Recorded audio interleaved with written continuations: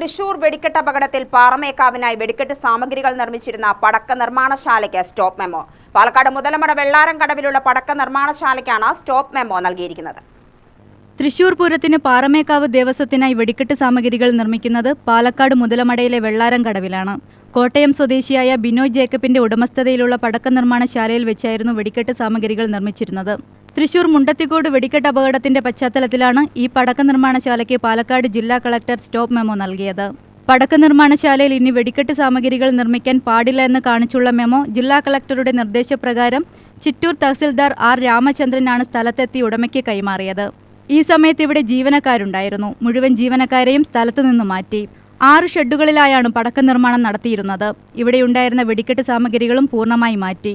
നിലവിൽ ഈ പ്രദേശം പോലീസിന്റെ സംരക്ഷണത്തിലാണ്. ചിറ്റൂർ ഡിവൈഎസ്പിയുടെ നേതൃത്വത്തിലുള്ള സംഘം സ്ഥലത്തെത്തി പ്രദേശം സീൽ ചെയ്തു. 5 ഏക്കർ സ്ഥലത്താണ് പടക്ക നിർമ്മാണശാല പ്രവർത്തിച്ചിരുന്നത്.